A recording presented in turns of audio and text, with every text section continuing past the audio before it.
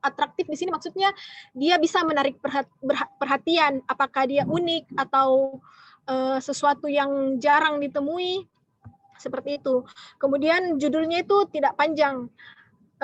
Menurut sepengalaman saya, untuk tulisan yang diterbitkan di online maupun cetak itu biasanya kriteria judulnya itu berbeda. Kalau yang saya tahu ya, di online itu biasanya maksimal 9 kata, sedangkan kalau untuk cetak biasa lebih sedikit, maksimal 7. Jadi ketika judul itu sudah melebihi 7 kata dalam terbitan cetak, biasanya itu harus diperbarui atau dikurangi jumlah katanya. Kemudian kriteria yang terakhir itu harus punya relevansi. Ini hal yang sangat penting karena tidak mungkin kita menulis sesuatu yang lain, istilahnya lain isinya, terus judulnya malah melenceng, jadi kayak tidak ada relevansinya sama sekali. Oke, selanjutnya mungkin mengenai jenis-jenis tulisan. Jadi kalau kita berbicara tentang jenis tulisan, sebenarnya ini sangat banyak macamnya. Tapi berdasarkan pengelompokannya itu dibagi berdasarkan sudut pandang penulis. Itu dibagi menjadi 5 jenis tulisan. Yang pertama itu jenis tulisan eksploratif. Nah, jenis tulisan eksploratif itu adalah tulisan yang mengungkapkan fakta-fakta berdasarkan kajian dari penulisnya. Jadi penulisnya ini mengeksplor hal-hal yang berdasarkan hasil kajian tertentu.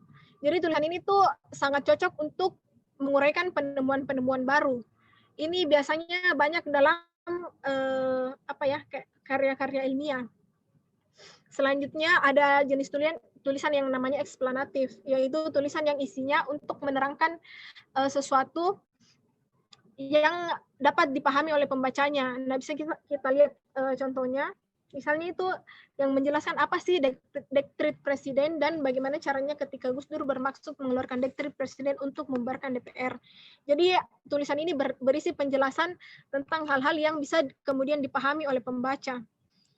Selanjutnya ada jenis tulisan yang namanya deskriptif.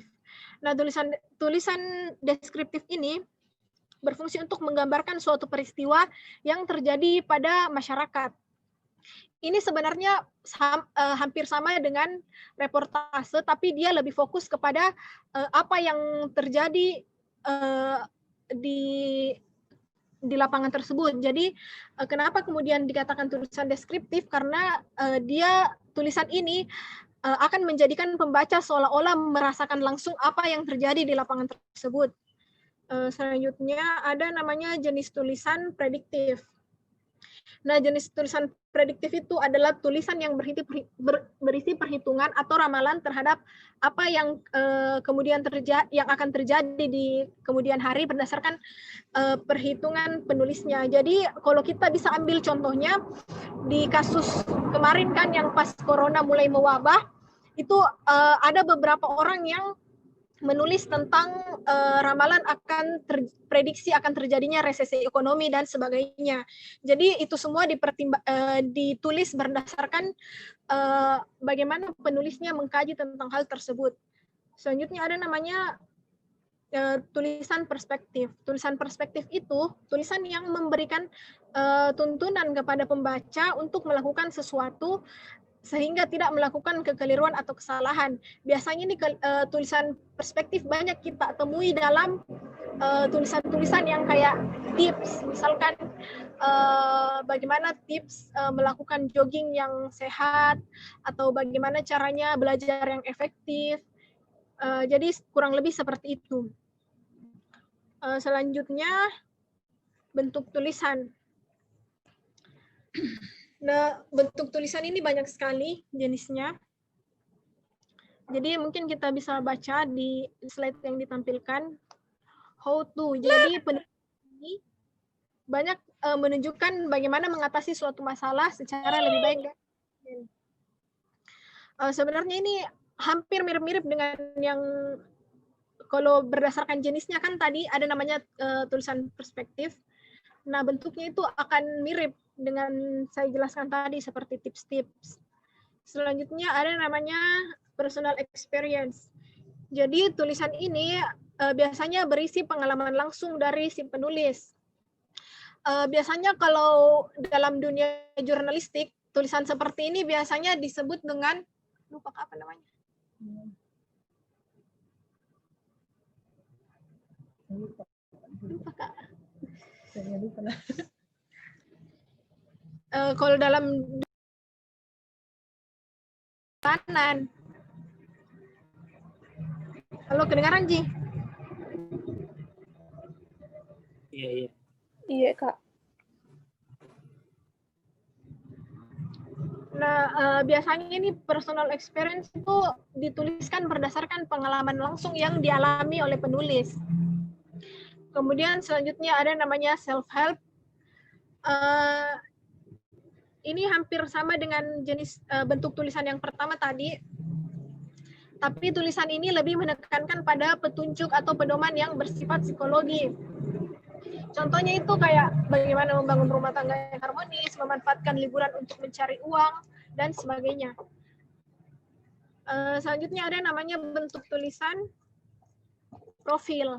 Nah, ini mungkin sudah tidak asing dan banyak kita jumpai di seperti tulisan-tulisan biografi, atau terkadang ada yang dituliskan dalam buku autobiografi, termasuk itu semua dalam tulisan profil.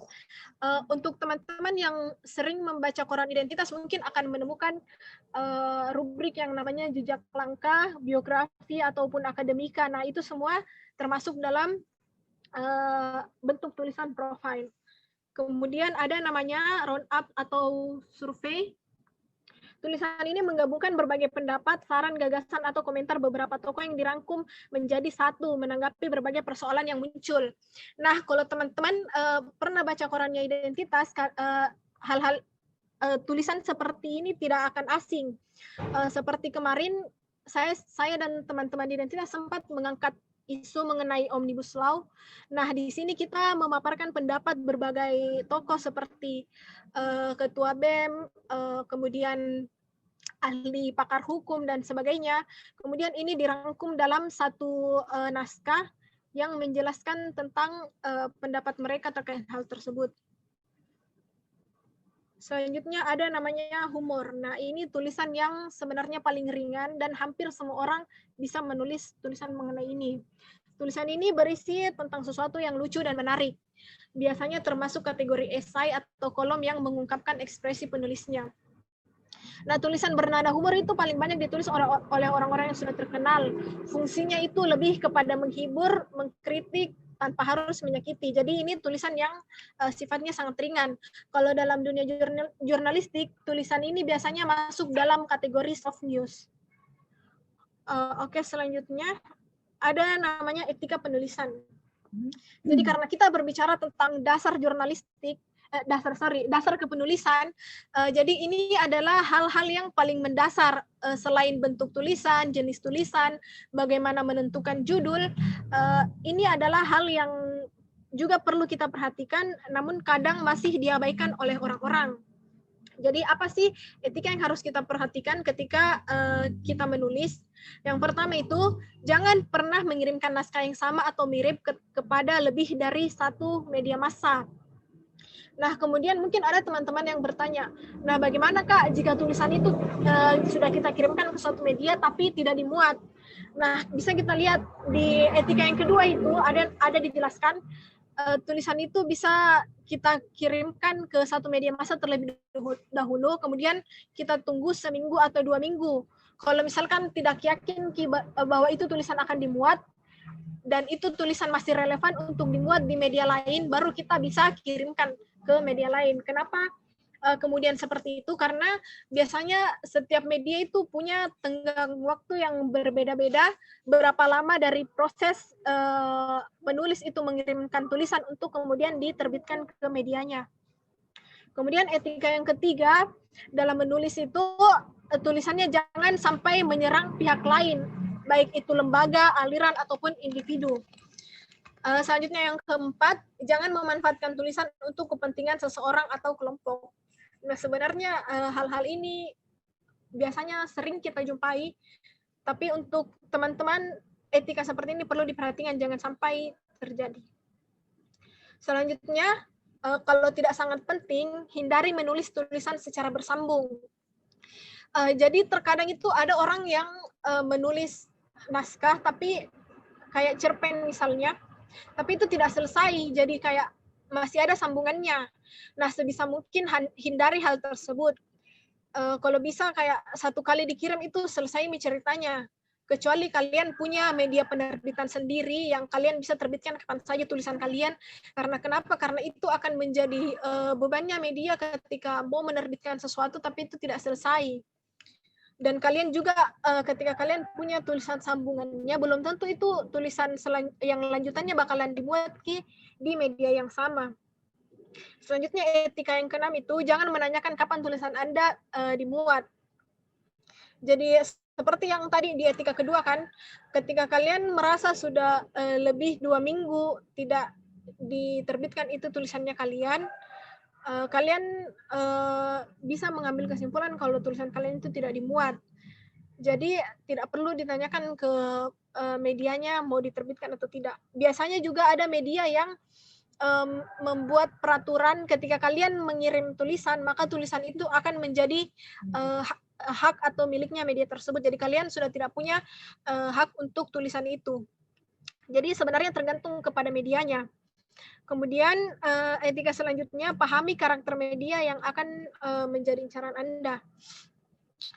Ikuti kemana arah penerbitannya, dan Anda bisa membaca tulisan-tulisan lama yang sebelumnya sudah dimuat oleh penerbit yang Anda incar. Jadi misalkan kalian mau menulis untuk dikirim ke Fajar misalnya, kalian lihat karakter naskah yang diterbitkan itu biasanya seperti apa, jenis-jenis yang dimuat dari penulis luar itu tulisan apa saja. Kemudian selanjutnya etika yang ke-8, pahami siapa halayak sasaran media yang Anda incar dan bagaimana kecenderungan psikologisnya. Jadi ketika kita menulis dan kalian mau menerbitkan tulisan kalian itu atau mengirimkannya ke suatu media, kalian itu harus tahu dulu siapa target pasarnya kalian. Kalian mau tulisan kalian itu dibaca oleh siapa. Jadi itu harus sesuai. Misalkan kalian menulis tips bagaimana untuk mengatur keuangan bulanan supaya kebutuhan dapur tetap terpenuhi. Nah, kalian harus tahu sasaran kalian, orang-orang yang bakalan baca tulisan kalian itu siapa. Seperti itu. Selanjutnya, etika yang terakhir, 9, sesuaikan gaya penulisan Anda dengan teknologi penulisan atau pengiriman naskah. Misalnya, kalau media cetak itu senang menerima disket atau CD, sebaiknya jangan dikirimkan dalam bentuk tertulis. Karena kenapa? Ketika kalian juga mengirimkan naskah dalam bentuk tertulis, itu akan menyulitkan para redaktur ketika tulisan itu mau diterbitkan. Kan tidak mungkin redaktur itu mau kayak menulis ulang, mengetik ulang. Tapi kalau kita lihat kondisinya sekarang kan sudah serba canggih. Dikirimkan ke email itu sudah sangat mudah.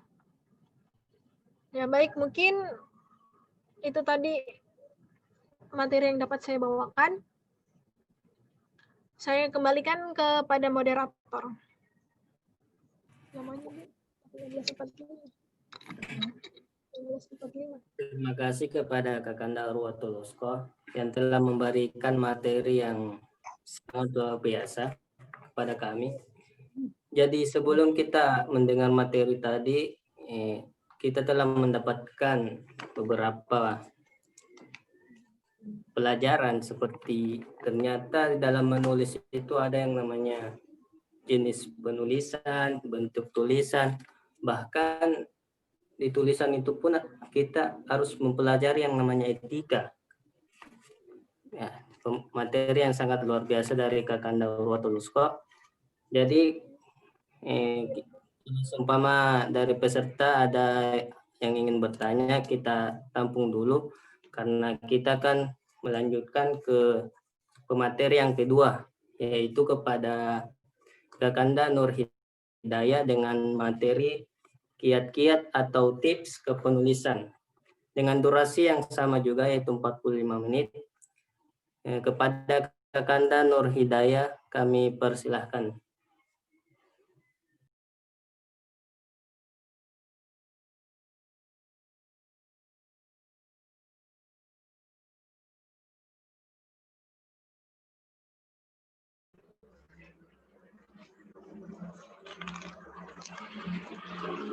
Bismillahirrahmanirrahim. Assalamualaikum warahmatullahi wabarakatuh. Waalaikumsalam warahmatullahi wabarakatuh. wabarakatuh. Ya, sebelumnya saya ucapkan banyak terima kasih kepada para pengurus yang telah memberi kesempatan kepada kami untuk membawakan materi percayakan kepada kami. Jadi pada sore hari ini saya akan membawakan sebagaimana diucapkan tadi bahwa yaitu kiat-kiat atau tips dalam menulis. Ya. Bicara tentang kiat-kiat atau tips, sebelumnya saya juga minta maaf, saya tidak memiliki slide seperti Kakanda Urwa sebelumnya, karena saya pikir terkait dengan kiat-kiat atau tips di sini, ini sebenarnya kembali kepada diri masing-masing. Jadi maksudnya tidak terlalu seperti Kakanda Urwa yang harus memang dipresentasikan, yang begitu banyak perbedaannya, pembagiannya dan lain-lain. Saya di sini langsung ke kiat-kiatnya saja. Mungkin setiap orang punya kiat-kiat tertentu atau tips tertentu, atau bahkan kalau kita buka-buka di Google, search di Google, pasti banyak yang muncul tentang bagaimana itu kiat-kiat dalam menulis, baik itu menulis fiksi maupun non fiksi. Kita pahami terlebih dahulu bahwa kiat-kiat yaitu bagaimana cara mudahnya untuk mengetahui sesuatu sehingga kita melakukannya dapat mudah atau praktis gitu. Kita pasti paham di semua toh. Saya cuma mengulangi. Jadi kenapa yang pertama sudah dijelaskan tadi bagaimana itu menulis, dasar-dasarnya menulis begini dan begitu. Terus kenapa kita butuh yang namanya kiat dalam menulis? Kenapa kita butuh tips dalam menulis? Menurut saya, kenapa penting kita memiliki kiat-kiat tersebut? Karena kita sebagai manusia itu pasti tidak luput dari yang namanya mager dan lain-lain. Misalnya sudah jatuh, harus bangun kembali dan lain-lain ya. Jadi kiat-kiat itu sangat menurut saya itu adalah pegangan ketika kita lagi down untuk menulis, lagi malas, lagi mager barangkali. Jadi kita punya tips-tips tertentu untuk memulai menulis dengan mudah kembali begitu. Jadi yang di sini ada beberapa, saya akan jelaskan ada 8 ya yang sudah saya rangkum, yang saya satukan. Yang pertama itu kita kalau mau mudah dalam menulis tipsnya itu yang pertama kita harus jadi pembaca ya, kita harus rajin membaca karena sebagaimana yang disebutkan atau yang pernah diungkapkan oleh salah satu tokoh penulis yakni Hernowo mengatakan bahwa penulis yang baik itu adalah pembaca yang baik. Jadi pertama kalau kita ingin menjadi seorang penulis, baik itu penulis pemula maupun handal barangkali, yang pertama kita itu harus lakukan adalah ya rajin membaca, karena bukan sekedar rajinnya dalam membaca ini, tapi dalam rajinnya membaca ini tentu banyak manfaat yang kita dapatkan yang akan mengarah kepada kita ini akan menjadi seorang penulis, baik itu untuk konsumsi pribadi maupun khalayak. Rajin membaca itu nanti kita secara tidak langsung akan tumbuh minat bakat kita dalam hal baca tulis barangkali. Terus kita juga akan mendapatkan banyak kosakata, baik itu kosakata yang pernah kita ingat terus kita lupa barangkali itu kita ingat kembali, atau kita mendapat atau memperoleh kosakata baru dalam dalam rajin membaca toh. Terus dalam rajin membaca juga kita juga akan mendapatkan gaya-gaya bahasa tertentu, baik itu yang baru maupun yang gaya-gaya bahasa yang dulu terus bagaimana suatu penulis menyampaikan teknik penyampaiannya dalam sebuah tulisan, bagaimana caranya menyampaikan gagasannya. Jadi kita bisa lihat dari bacaan kita, misal apa yang kita baca, rajin-rajin membaca dalam hal kita membaca beberapa novel misalnya, buku-buku formal yang lain, seperti itu. Itu yang pertama, kita harus jadi seorang yang cinta dengan bacaan, rajin membaca terlebih dahulu sebelum menjadi seorang penulis. Terus yang kedua, yaitu kita harus peka terhadap lingkungan. Karena mengapa? Kenapa kita butuh yang namanya peka terhadap lingkungan? Karena tulisan itu biasanya muncul dari sekitar kita. Karena lingkungan secara tidak langsung akan menyodorkan tema tertentu kepada kita. Jadi disinilah saya pribadi merasakan bahwa kalau misal kita jalan atau bepergian atau bahkan di tempat tidur, kita peka terhadap daerah sekitar kita, secara tidak langsung alam itu akan menyodorkan kepada kita bahwa ini loh tema yang bisa kamu tulis, misal hari ini, detik ini. Jadi secara tidak langsung kita itu dapat menulis dengan mudah tanpa kita sadari jika kita termasuk orang yang peka. Jadi setelah kita rajin membaca, kita juga harus peka terhadap lingkungan, dunia kampus, masyarakat, maupun dalam kehidupan pribadi. Terus selanjutnya, setelah kita rajin membaca, terus peka terhadap lingkungan, kita juga sering-sering mengikuti lomba atau kita melakukan suatu riset. Karena dengan melakukan suatu riset misalnya ataupun mengikuti suatu lomba, pasti secara tidak langsung kita akan rajin membaca, kita pun akan lebih mudah untuk menulis. Yang disebutkan juga tadi oleh Kakanda Urwa bahwa jika kita melakukan suatu riset misalnya, tentu kita akan membutuhkan beberapa literatur. Jadi secara otomatis kita akan mendapat banyak bacaan, dari bacaan-bacaan tersebut kita akan merangkumnya. Terus secara tidak langsung jika hal tersebut akan kita ulang-ulangi, kita sering mengikuti lomba misalnya, kita sering melakukan riset, jadi secara tidak langsung bakat-bakat atau minat-minat kita dalam dunia kepenulisan itu secara otomatis itu akan mengalir atau akan tumbuh dalam diri kita. Karena dari misal kita mengikuti suatu lomba, otomatis kan kita pasti kayak merasa ada tanggung jawab lebih. Jadi misal saya harus banyak-banyak menulis, saya harus banyak-banyak membaca supaya misal lomba saya ini berhasil, seperti itu. Terus yang keempat di sini kiat-kiat atau tips dalam menulis itu adalah bagaimana kita bisa memulai menulis, dan saat menulis itu kita sudah konsisten. Tidak perlu menunda terlalu lama untuk menulis, karena bagi saya dan teman-teman barangkali menulis yang sudah dijelaskan tadi Kakanda Urwa, apa itu menulis, begini dan begitu gagasan. Jadi kita tidak perlu waktu lama atau menunda terlalu lama bagaimana kita harus menulis. Mulailah dari sekarang, mulai dari apa yang kita sukai, apa yang sering kita temui barangkali, atau apa yang kita inginkan. Perlahan-lahan saja untuk untuk menulis, tapi di sini kita konsisten, tetap berkesinambungan. Kalau kita bingung, pusing, mau mulai menulis dari mana, yang saya katakan tadi bahwa peka terhadap lingkungan, atau lihat bacaan kita seperti apa, kita dapat merangkumnya barangkali, atau kita peka terhadap lingkungan untuk diri sendiri, misalnya konsumsi pribadi atau untuk masyarakat barangkali.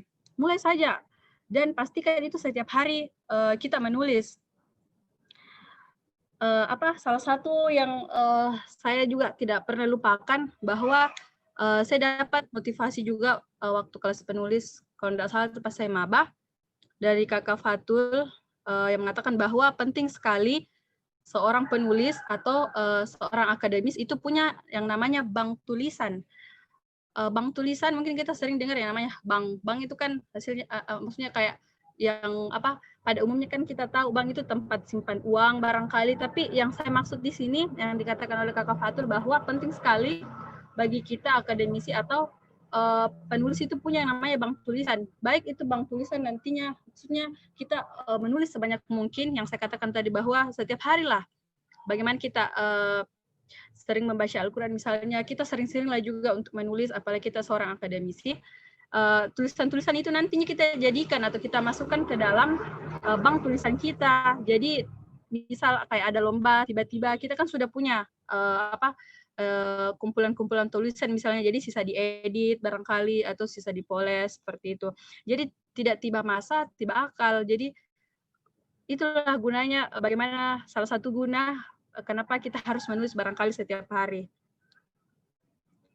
Terus saya katakan lagi, penulislah dari sekarang. Kalau pusing atau bingung mau mulai dari topik mana, mulailah dengan topik yang paling kalian sukai atau yang inginkan atau yang ada di sekitar kalian, dan pastikan itu setiap hari menulis. Karena apalagi kita ini seorang akademisi begitu. Jujur saya juga bawa ke pengalaman pribadi.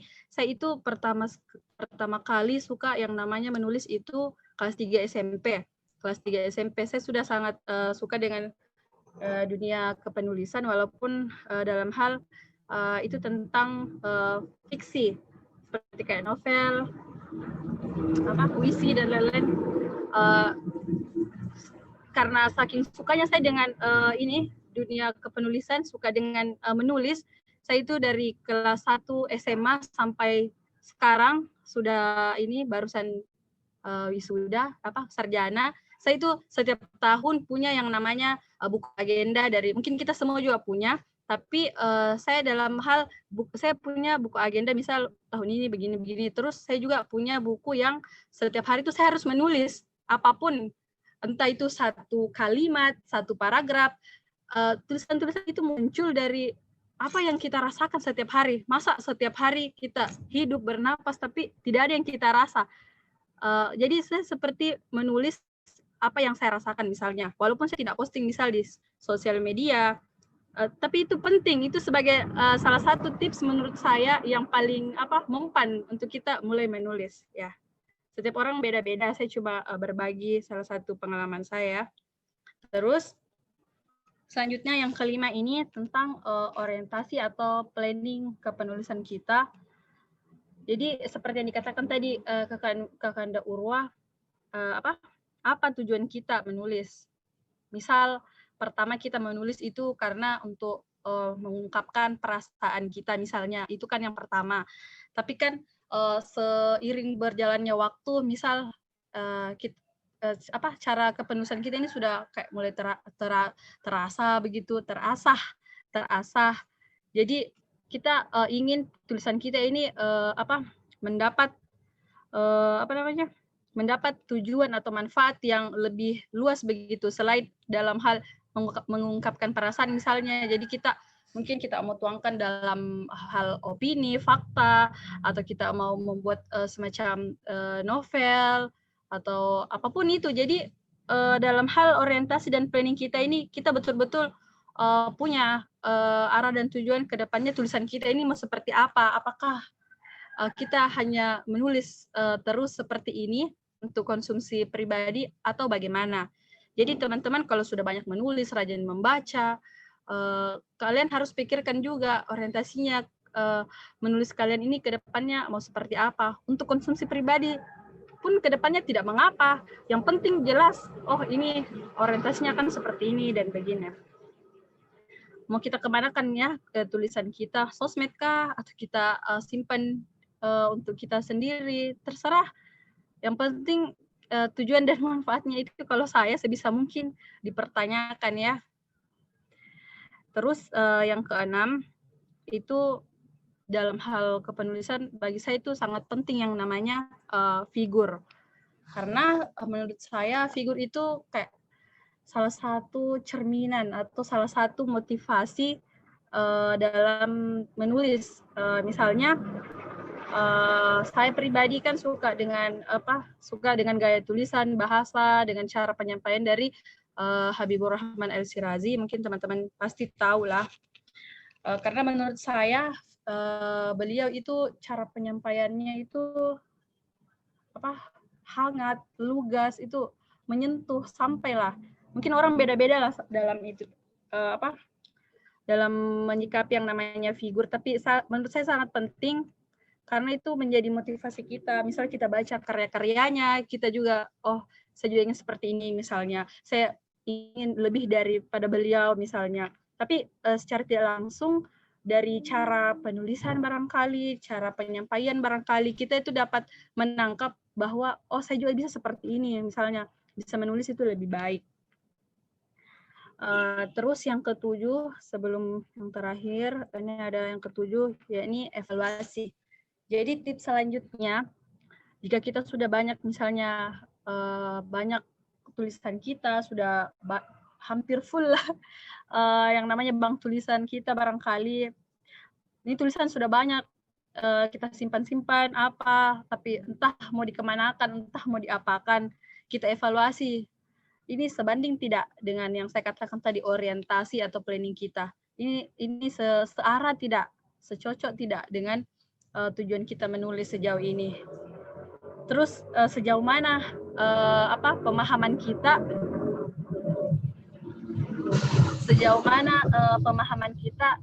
tentang dunia kepenulisan. Seperti yang dikatakan tadi Kakanda Ura, bahwa inilah dasar-dasar dalam kepenulisan. Maksudnya dalam hal tersebut, apakah dalam tulisan kita ini tertuang tidak yang dikatakan tadi dasar-dasarnya? Paham tidak kita dengan tulisan-tulisan kita? Misalnya hari ini kita paham karena kita yang karena kita misal yang merasakan hal tersebut jadi kita tuliskan. Tapi jika kita buka misal sebulan yang akan datang, 2 bulan akan datang, paham enggak dengan apa yang kita tulis pada saat itu? Jangankan kita, barangkali mungkin orang lain tidak paham. Jadi kita butuh yang namanya evaluasi. Saya pribadi, buku agenda saya, buku catatan saya, buku buku tentang tulisan saya selalu bercita-cita bahwa suatu saat saya akan bukukan misalnya tulisan saya ini, entah untuk diri sendiri atau untuk khalayak. Tapi sejauh ini evaluasi saya misalnya setiap tahun, kita lihat akhir tahun misalnya atau awal tahun, kita lihat, oh tulisan saya sudah segini banyaknya, saya mau seperti ini, atau kita mau edit barangkali untuk ikut lomba dan lain sebagainya. Seperti itu. Terus dari evaluasi kita muncul yang namanya, oh saya ingin kualitas tulisan saya dan kuantitas saya dalam hal kepenulisan itu saya ingin lebih banyak lagi, lebih baik lagi tentunya daripada tahun-tahun sebelumnya. Jadi penting sekali yang namanya evaluasi. Masa kita mau menulis seperti itu terus, tidak ada perkembangan. Makanya kita, yang saya katakan yang pertama, harus banyak-banyak membaca. Penting tidak pentingnya kita harus membaca. Misal, Kak, haruskah saya baca buku-buku yang tinggi misalnya bahasanya, terkenal sekali orangnya begini-begini. Menurut saya pribadi tidak terlalu penting. Yang penting itu kita membaca setidaknya setiap hari. Penting tidak Kak, saya harus punya buku seperti ini supaya bisa Kak baca sendiri misalnya, tidak mau Kak pinjam bukunya orang apa. Kalau saya mulailah dengan suatu hal yang yang paling mudah kita punya, kita gapai. Tidak usah menyusahkan bahwa saya harus punya bukunya ini misalnya, saya punya itu supaya bisa Kak membaca, supaya rajin Kak membaca. Tidak usah. Mulai dulu dari apa yang kita punya begitu ya. Jangan cepat puas. Dari evaluasi itu kita belajar, oh ternyata tulisan saya yang dulunya kayak keren sekali miku rasa, ternyata pas dibuka, astaga jeleknya bahasaku, ternyata yang begini-begini. Jadi kita berusaha, oh ada yang namanya evaluasi dalam penulisan, karena ujung daripada akademisi juga, misal daripada ujung sarjana misalnya ya, salah satu contoh, kita juga akan dituntut untuk membuat yang namanya skripsi. Jadi mau tidak mau kita belajar dari sekarang bagaimana menulis yang baik, menggunakan bahasa yang baik, yang teratur, yang orang baca tuh nyaman. Pas dibaca, oh iya mengerti. Kan ada orang bikin tuh kalimat yang panjang, lebar. Nah, makanya di situ kita harus banyak-banyak rajin membaca, lihat karyanya orang. Nah, seperti itu. Terus yang terakhir, tips atau trik dalam menulis, menurut saya itu kita harus selalu yang namanya penuh cinta dan selalu bersyukur. Cinta yang dimaksud di sini cinta tidak harus yang selalu dipikirkan orang, oh cinta itu harus seperti ini seperti itu, tidak. Karena menurut saya dengan cinta itu kita bisa menulis. Kita misal cinta dengan dengan cinta misalnya kita bisa dengan cinta diri kita misalnya sendiri, kita bisa paham, oh cinta itu seperti ini, hari ini apa yang sudah saya lakukan, apa yang sudah saya syukuri. Paling tidak kita mulai dari itu misalnya dulu. Ya Allah, hari ini misalnya saya dapat ini begini. Cintai apa yang kalian dapatkan, apa yang kalian peroleh, syukuri dari hal tersebut. Kita bisa mulai menulis sangat sederhana lah menurut saya. Jadi setiap hari kita selalu bernapas, selalu ini, tapi kita mau lewat kehidupan tak begitu saja. Kalau tidak kita tulis atau kita foto, kalau foto kan kayak misal full memorita atau apa, tapi kan tulisan itu menurut saya tidak ada fullnya, apalagi kalau kayak di kertas gitu. Ya terakhir itu saya yang bilang yang dikatakan juga sama Stephen King bahwa dalam menulis itu penulis tidak hanya mengarahkan segala pengetahuan, wawasan, fokus dan dayanya, tapi penulis juga itu benar-benar mengarahkan cintanya, jiwa dan nafasnya untuk sebuah tulisan. Jadi yang saya katakan yang terakhir ini kayaknya yang paling saya pertahankan sampai saat ini. Kenapa saya tetap menulis meski misalnya sudah berumah tangga, karena ya saya cinta sama yang namanya menulis. Terakhir sebelum saya tutup sesi ini, dalam ini saya mau berkata bahwa mulailah menulis dan teruslah menulis, karena dengan tulisan itu akan lahir sebuah peradaban, dan berkat sebuah tulisan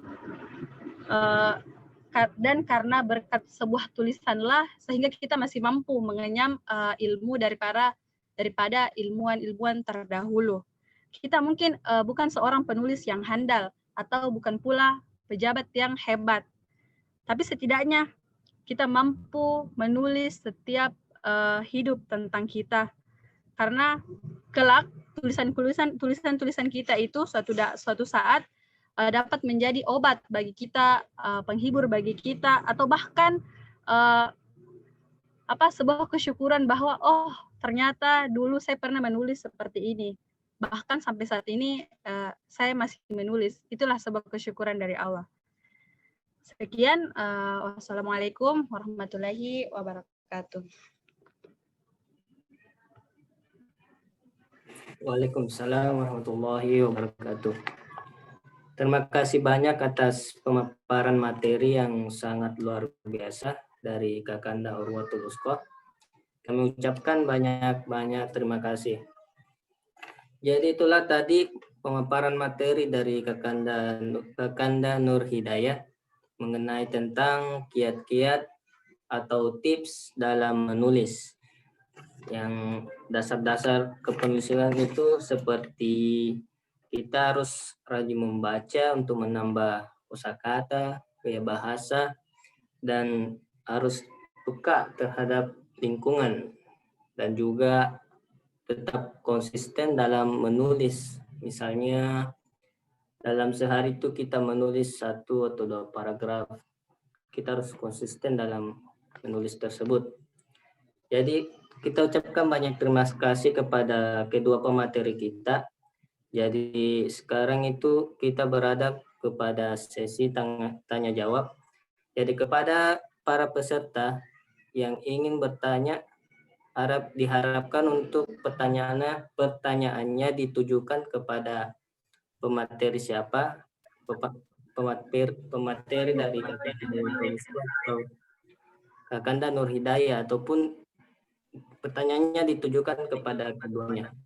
Jadi kepada para peserta yang ingin bertanya dipersilahkan.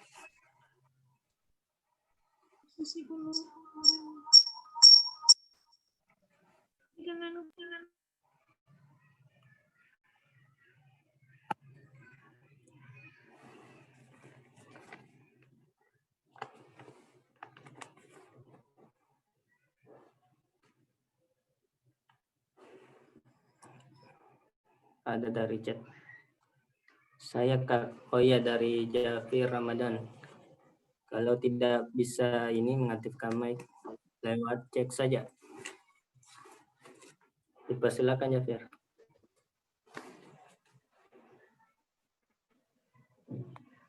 Sambil menunggu. Iya, terima kasih banyak Kak. Silakan Jafir.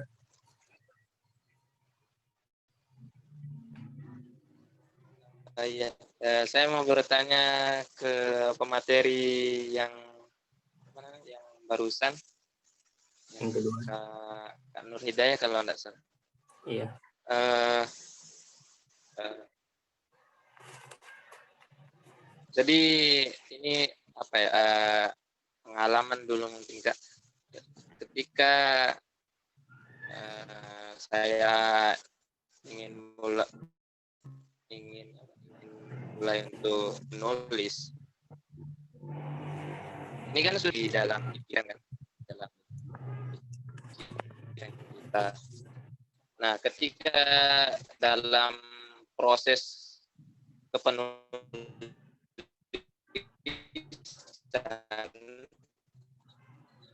biasanya Maaf kepada Saudara Jafir. saya Saudara Jafir. Antara pikiran dengan apa yang ditulis itu kadang-kadang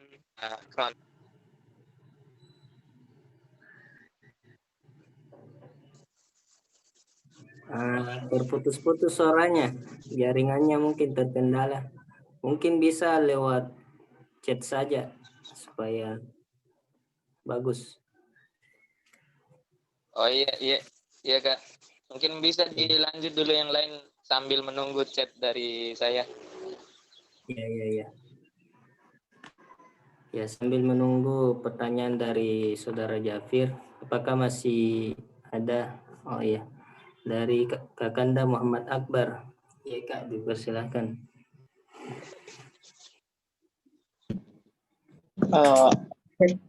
Itu suara kok jelas sih. Iya. Oke, bismillahirrahmanirrahim.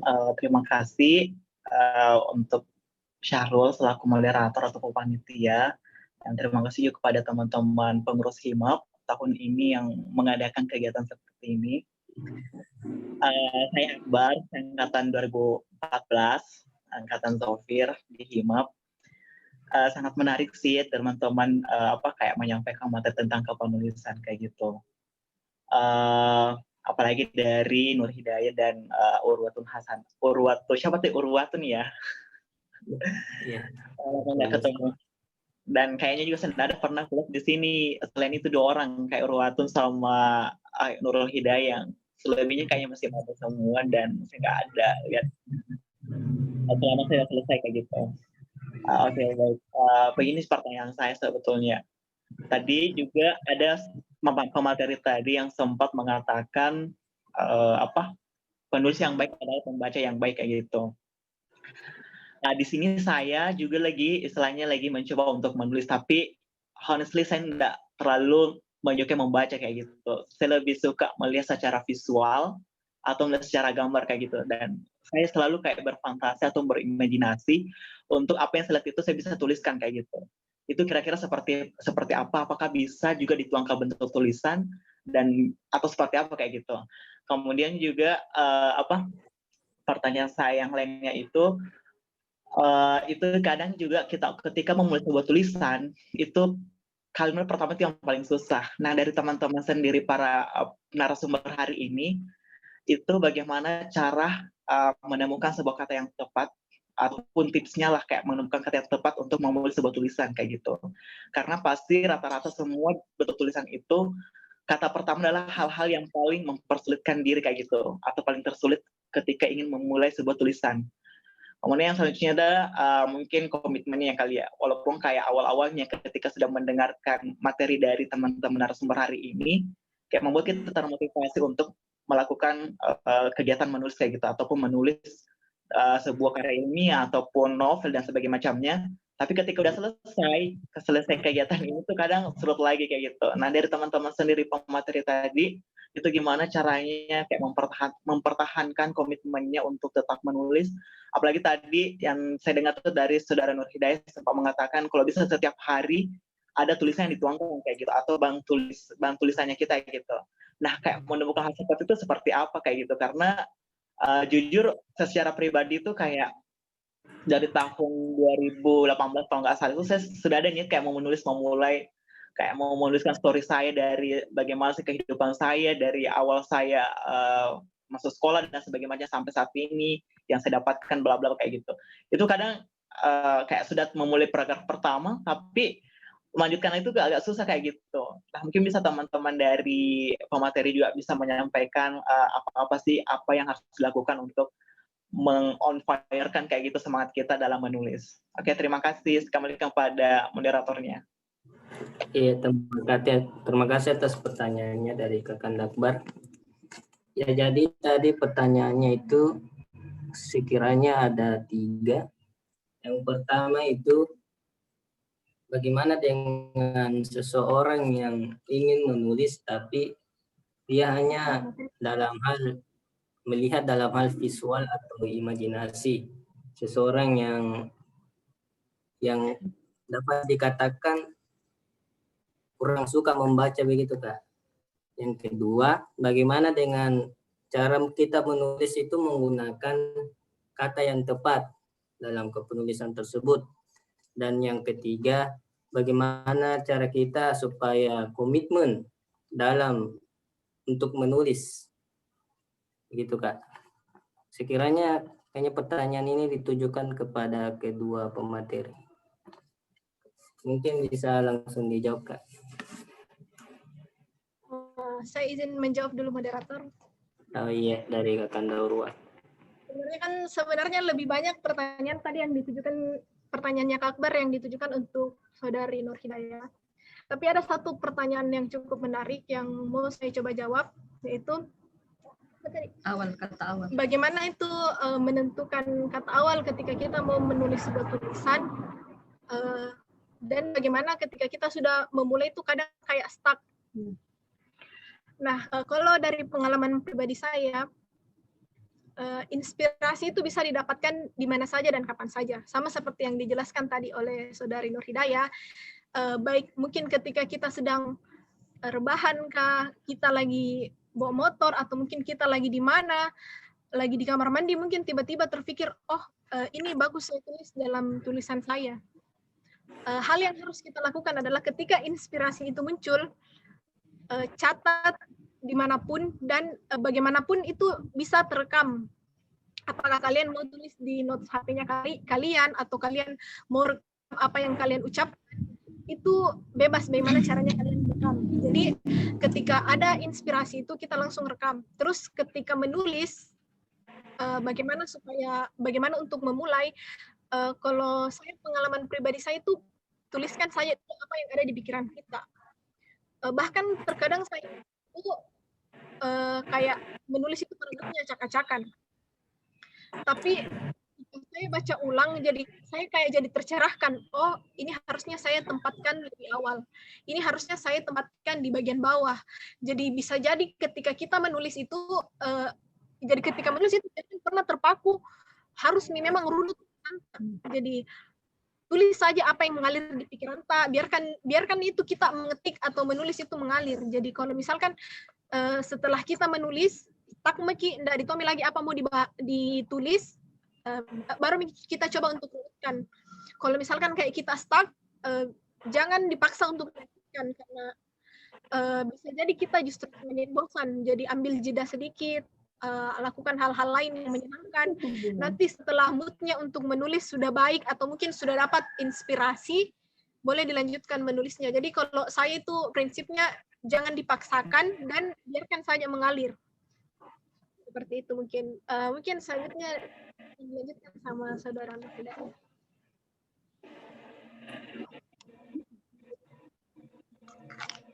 Ya, Akbar.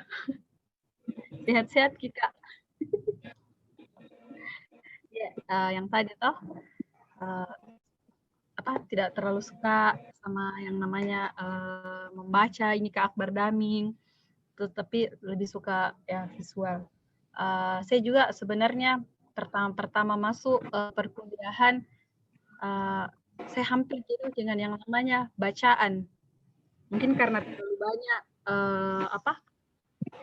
harus baca ini, harus baca itu, mungkin dari dosen untuk tugas kuliah dan lain-lain.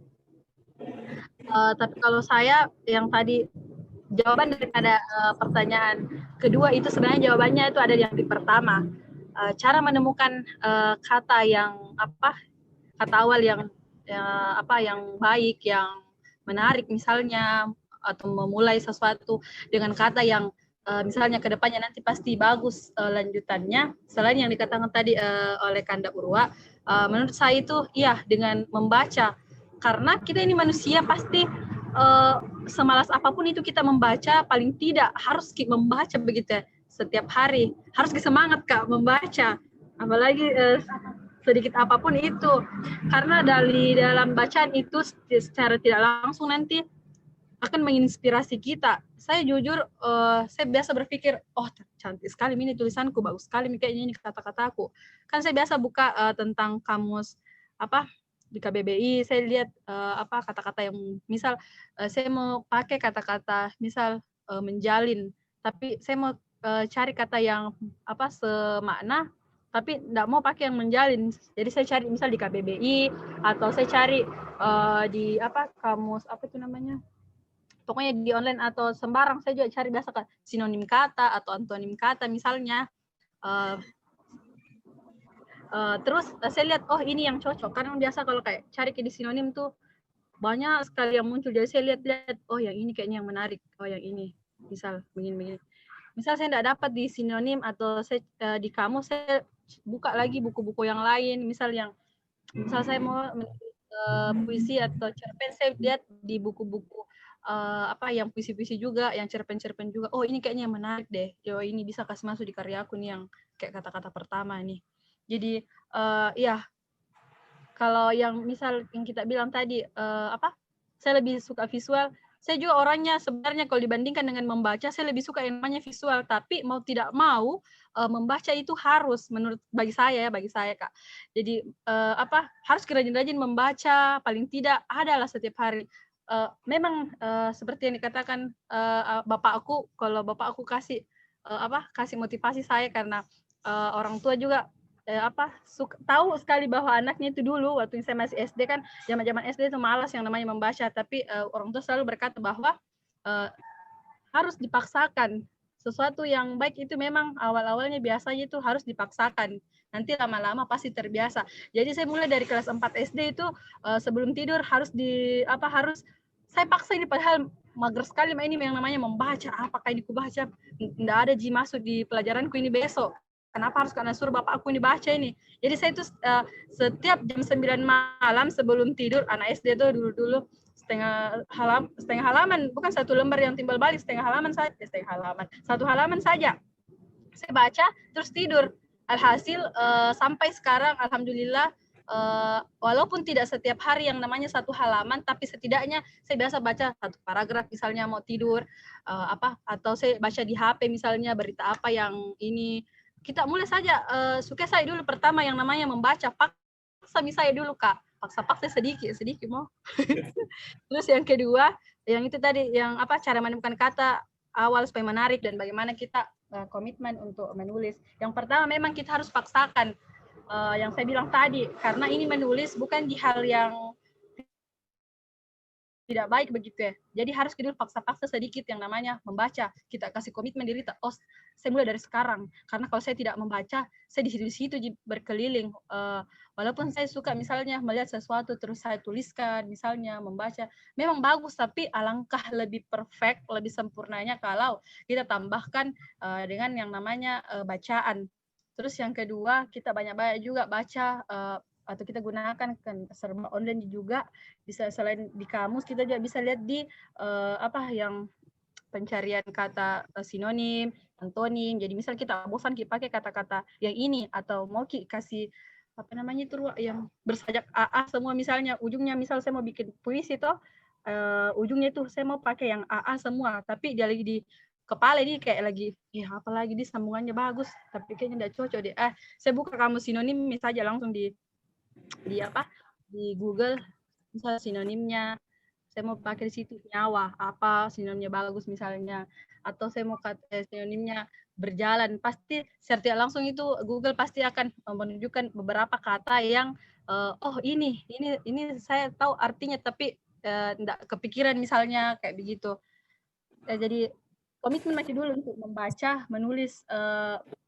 Kan suka Jaki juga lihat yang namanya visual begitu toh Kak. Jadi mulai masih juga menulis perlahan-perlahan.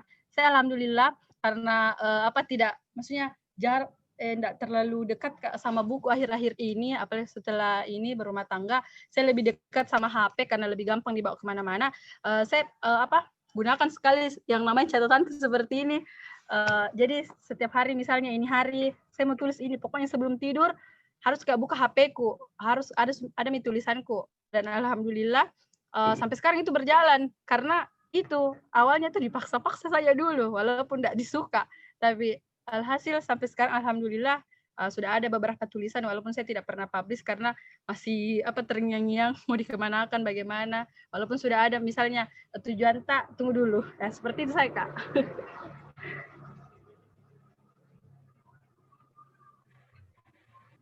Ya mungkin itu Kak tadi jawaban dari kedua pemateri kita. Mungkin ada tambahan dari Kakak Akbar. Oh ya, sudah ada pertanyaan dari chat. Sebagaimana dijelaskan oleh Kakak Urwa tadi, ada 5 jenis tulisan. Nah, pertanyaan saya yaitu, apakah novel juga termasuk di salah satu jenis tulisan itu? Jenis tulisan apakah dia? Mungkin pertanyaan ini ditujukan kepada Kakak Urwa.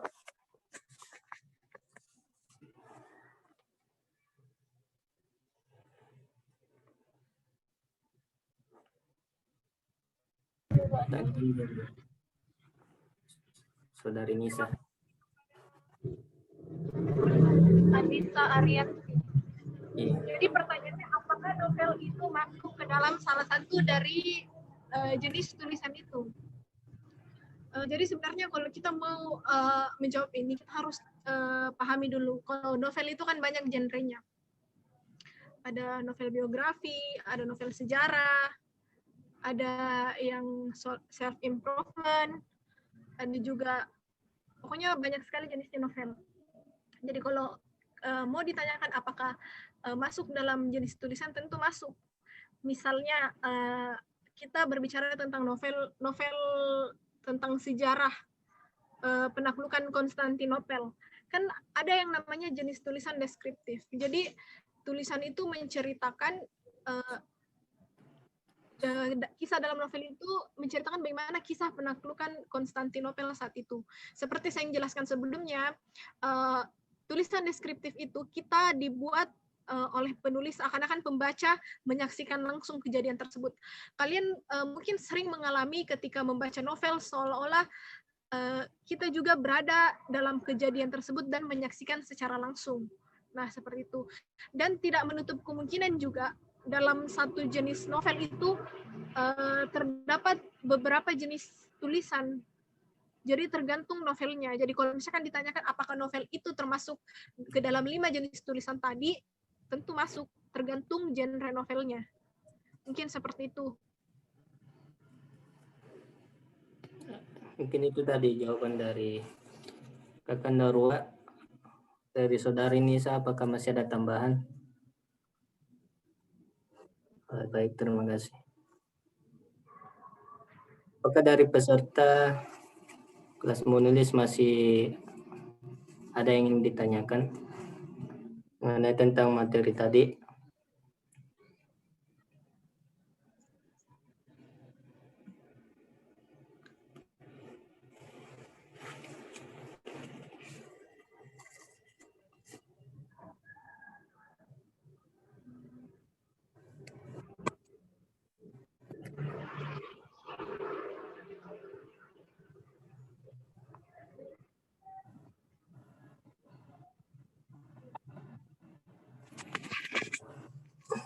Apakah masih ada pertanyaan dari peserta?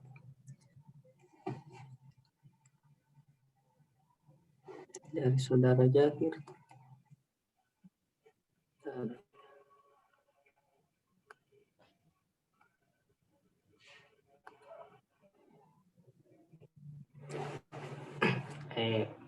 Kalau begitu mungkin saya Kak sedikit. Oh, ada Saya ini. sama siapa? Nggak tahu sih sama siapa ditujukan. Pertanyaanku begini. Dalam memulai sebuah tulisan, dalam apa, seumpama saya ingin menulis. Waktu SD itu kita kan sering disuruh yang seumpama selesai libur, kita disuruh untuk menulis pengalaman apa yang dilakukan pada saat libur begitu dan lain-lain. Nah di situ kita biasanya apa ya namanya, kurang tahu apakah kita harus memulai dari judul, kita harus menentukan judul terlebih dahulu atau isinya, begitu Kak. Oke, baik. Sebenarnya terkait mau menulis judul duluan atau tulisannya duluan, itu tergantung penulisnya. Kalau saya pribadi, saya tipikal orang yang lebih mudah menentukan judul tulisan ketika tulisannya itu sudah selesai. Jadi terkadang saya menulis, setelah menulis, baru dari tulisan saya pikir, apa sih judul yang tepat untuk ceritanya menggambarkan isi naskah saya. Tapi tidak jarang juga ketika dalam satu topik tertentu itu sebelum menulis kita sudah terpikirkan judulnya. Terkadang ada juga tulisan yang kita bisa mulai menulis itu berangkat dari judul. Jadi kalau secara saya pribadi tergantung kenyamanannya penulis bagaimana. Karena terkadang ada orang yang benar-benar tidak bisa memulai tulisan dari judul. Ada juga orang yang tidak bisa menentukan judul kalau tulisannya belum selesai. Jadi tergantung kenyamanannya kalian. Kalau misalkan menurut kalian ketika sebelum memulai tulisan, saya tidak tahu apa judul yang mau saya tentukan, mau saya kasih untuk tulisan saya, tapi saya sudah tahu apa yang bakalan saya tulis di dalam. Ya, sebaiknya ditulis dulu isinya. Tapi kalau misalkan kalian memang orang yang tidak bisa mulai menulis kalau tidak ada judulnya, ya silahkan ditulis judulnya terlebih dahulu. Tapi kalau misalkan di tengah kalian menulis, misalkan tulisannya sudah setengah jadi, tiba-tiba terpikiran, wah menarik kayaknya kalau dikasih judul ini. Nah, bisa langsung ditulis. Jadi, dan saya itu ketika menulis sebuah naskah tidak pernah, kalau kebiasaan saya di identitas itu, tulisan itu akan ditolak dari redaktur kalau misalkan reporternya tidak menyertakan tulisan judul lebih dari satu. Jadi biasanya itu minimal ada 3 judul. Untuk naskah yang sama, itu dikasih 3 opsi judul. Jadi nanti redakturnya yang tentukan mana judul yang paling cocok. Bahkan biasa tidak jarang dari ketiga judulnya itu 3-3-nya ditolak. Atau dari 3 judul itu yang digabungkan atau bagaimana. Jadi tergantung kenyamanan penulis, kalau dari saya seperti itu. Oh iya, baik, terima kasih Kak. Mungkin ada pertanyaan dari di chat dari Kakanda Pancarahma. Bagaimana pendapatnya Kakanda mengenai media pertelevisian saat ini? Seperti dalam berita tentang etika kepenulisan dalam pemberitaan, soal yang menyerang satu kelompok atau pihak tertentu. Mungkin pertanyaan ini ditujukan kepada Kakanda Urwa lagi. Sebelumnya saya mau tanyakan dulu, saya mau luruskan menyerang seperti apa yang dimaksud sama Saudara Panca. Karena kalau misalkan kita berbicara tentang etika penulisan, kan tadi ada yang namanya tidak boleh menyerang satu orang atau satu kelompok, kan? Nah, tapi kalau kita sudah berbicara soal kasus, kayak misalnya kasus korupsi atau apa, kan tentu itu ada pelakunya. Nah, yang dikatakan ini menyerang ketika pemberitaan itu justru menjadikan merusak nama baik orang atau kelompok tertentu. Jadi ketika hal itu sudah menjadi kasus, itu tidak bisa dikatakan menyerang, karena yang namanya kasus itu memang pada umumnya kan akan diberitakan. Jadi yang dikatakan menyerang itu ketika kondisinya baik-baik saja, kemudian dalam pemberitaan itu disebutkan nama orang atau kelompok, dan berita itu kemudian menjadikan istilahnya merusak nama baik orang atau kelompok tersebut. Jadi seperti itu yang dimaksud menyerang seseorang atau kelompok.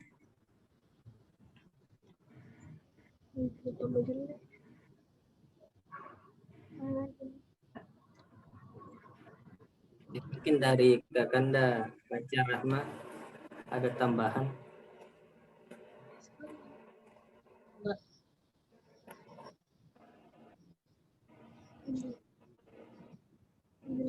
Oh, ya.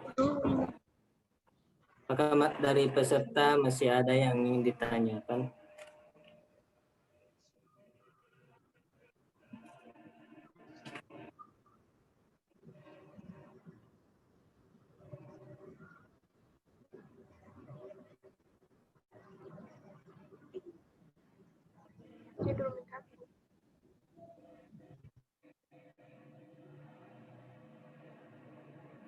Mungkin saya lagi Kak sedikit sebelum ditutup kalau memang tidak ada pertanyaan.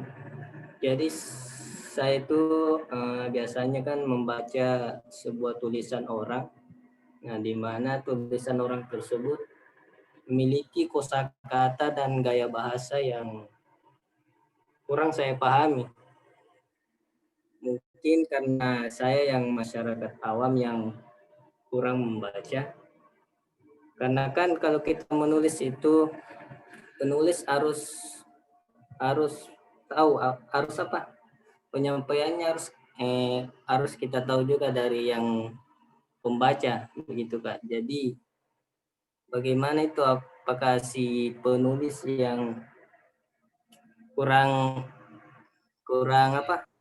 Si penulis penulis yang salah. Tidak salah juga sih. Itu kan kapasitas mereka dan tidak tersampaikan kepada kapasitas saya kayak begitu.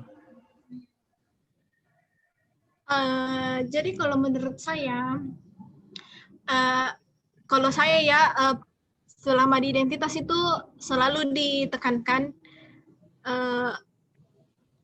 ketika kayak menulis, jangan samakan semua pembacamu. Nah, itulah kenapa tadi di etika kepenulisan perlu juga kita sesuaikan dengan segmen pembaca. Misalnya kita mau menulis sebuah tulisan terkait misalnya proses menulis sebuah tulisan yang ditujukan untuk kalangan akademisi. Tentu kita akan menggunakan gaya bahasa yang lebih ilmiah dan lebih sesuai untuk kalangan tersebut. Kemudian misalkan kita ingin membuat tulisan yang lebih ditujukan segmennya kepada masyarakat umum, misalkan terkait bagaimana nasib orang-orang yang kayak tinggal di emperan jembatan dan sebagainya. Nah, itu kan segmennya lebih luas, lebih kayak kepada masyarakat luas. Jadi tulisannya itu harus menggunakan gaya bahasa yang lebih sederhana. Nah, pertanyaannya, Sahrul ini ketika membaca sebuah tulisan, apakah menurut Sahrul segmen pembacanya itu sudah kena ke diri kita sendiri atau tidak? Misalnya ketika misalkan yang dibaca tentang kayak penelitian. Nah, kalau kayak jenis tulisan seperti itu, memang kita perlu banyak kayak menambah kosakata. Nah, itulah kenapa tadi yang dikatakan juga Kak Aya, penulis yang baik adalah pembaca yang baik. Nah, ketika kita membaca kemudian ada yang tidak dipahami, pasti kita cenderung mencari tahu apa yang dimaksud dalam tulisan tersebut. Nah, dengan begitu tentu kita kayak punya pemahaman baru, jadi punya kayak wawasan yang lebih luas.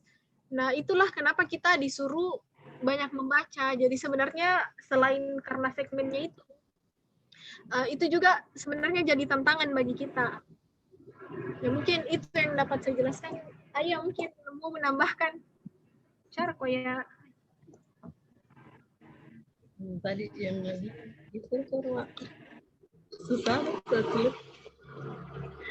Iya, yang tadi yang bilang Arul, penulisnya ini salah atau tak yang tidak sampai barangkali.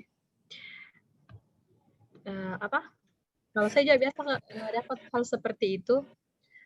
Jadi kalau misal saya baca kan novel kan dibaca ngalir terus kayak yang penting bahasanya kayak bahasa novel memang.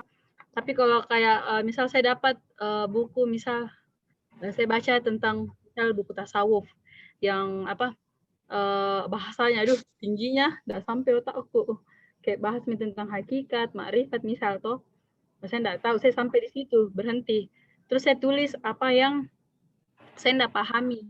Nanti saya tanya sama misal senior-senior atau saya cari juga di Google, di YouTube, misal apa ini. Atau saya tanya langsung ke ustadz saya, misal apa ini. Sebenarnya tidak ada yang salah, yang penulis maupun kita.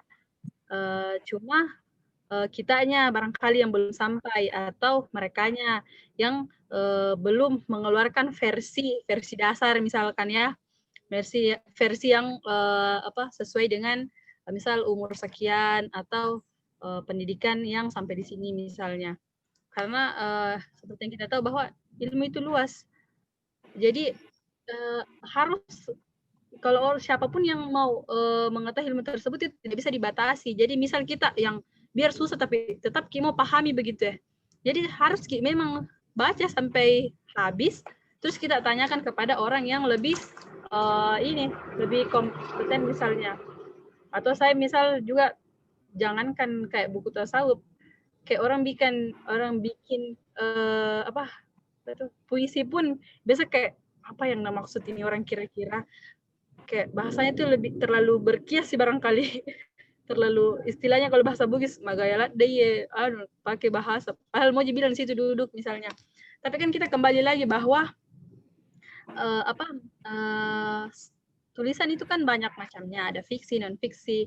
Fiksi itu bisa masuk ke yang novel, puisi, sastra, puisi, novel, cerpen misalnya. Salah satunya ini yang namanya puisi misalnya. Bahasa kias itu kan suatu hal yang memang begitu ya, yang suatu hal yang mendasar begitu ya. Jadi berarti kita kembali ke diri kita, oh berarti saya yang masih kurang nih kosakatanya dalam hal bahasa kiasan misalnya. Jadi saya harus nih tambah-tambah misalnya kosakata saya. Nah caranya banyak, bisa yang saya katakan tadi bahwa kalau saya juga kan jiko dong kayak bahasa yang biasa digunakan kayak begini Ji. Jadi saya banyak buka bacaan-bacaan misalnya, atau saya lihat paling gampang menurutku saya buka itu yang itu tadi yang sinonim kata, antonim, karena dia akan memuat bahasa formal, non formal, bahasa baku maksudnya maupun non baku, pokoknya memuat semua. Jadi misalnya kayak bilang Kak buku sudah terpapar semua di situ, jadi kayak lebih senang untuk memahami begitu saudara dari saya Arul. Oh iya, terima kasih atas jawaban dari dua pemateri kita. Mungkin sebelum penutup masih ada yang ingin ditanyakan dari para peserta.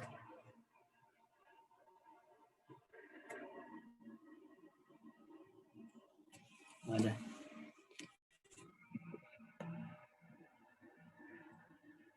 Dari saudari Anissa lagi, bertanya kepada kakak Ayat terkait tentang kiat-kiat menulis. Saya biasa menulis tapi dalam situasi tertentu saja, dan untuk jeda dari satu tulisan ke tulisan selanjutnya itu agak lama dan tidak tahu kapan lagi ada tulisan selanjutnya. Terus biasa juga terkendala dari kosakatanya Kak. Ini Kak, kalau mau diikuti kiat-kiatnya supaya kayak konsisten lah menulis, kira-kira harus bagaimana Kak menurut Kak? Mungkin itu Kak dari Saudara Nisa.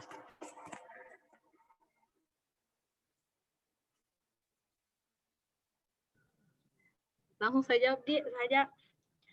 Jadi nih Nisa kayak misal dia menulis, tapi kayak misal lagi hujan, kalau musim hujan kita, misal lagi hujan, jadi lancar kisah dek. Kan Nuna, apa tulisan hujan gini titik.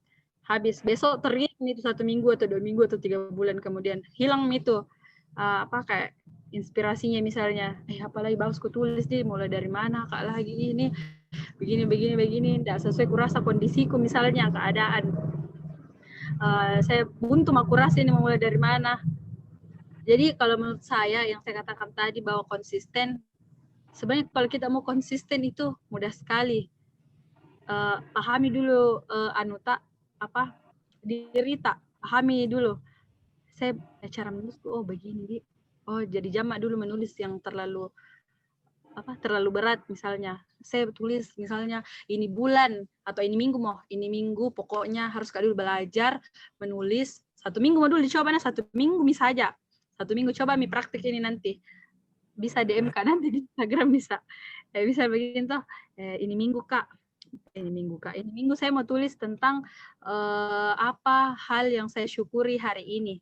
Masa tidak disyukuri setiap hari di hari ini, masa tidak ada. Jadi misal hari pertama, hari besok, hari Senin besok Ruadi. Senin. Misal hari Senin. Sebelum tidur, ingat apa yang saya dapatkan hari ini, apa yang saya syukuri. Masa 2 paragraf itu tidak bisa 2 bait maksudnya. 2 bait. Misal 1 bait kan 4 baris. Jadi kalau 2 bait, 2 bait berarti 2 paragraf gitu 8 lah. Masa tidak bisa menulis itu kita terus begitu setiap hari 1 minggu. Kita lihat, astaga bisa betul Mak menulis, pasti bisa. Misal setiap hari kita satu misalnya, misal kita dapat dapat nilai bagus atau deadline-nya sesuai, misal kalau kita kumpul tugas. Itu mau deadline-nya kita ceritakan, kita pakai bahasa tak mau saja karena kita aja yang mau baca toh, bukan untuk orang.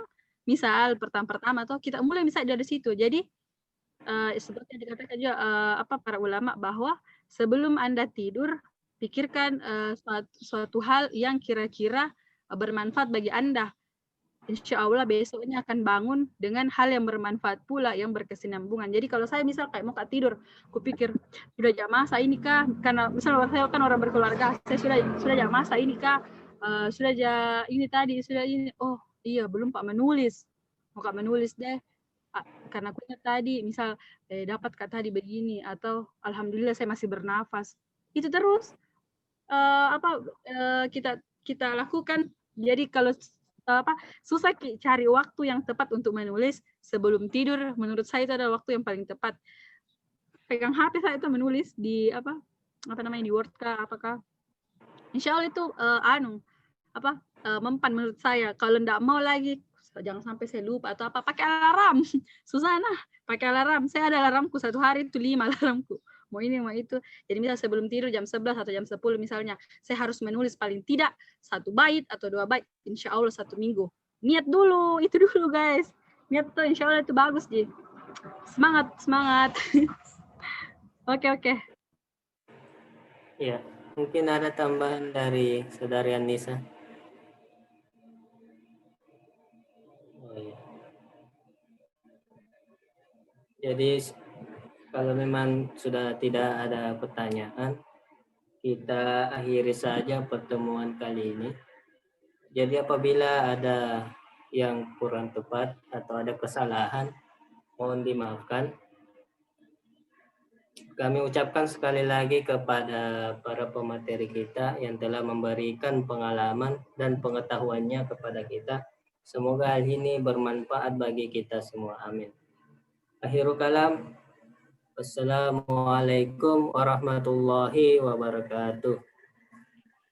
Waalaikumsalam. Waalaikumsalam warahmatullahi wabarakatuh.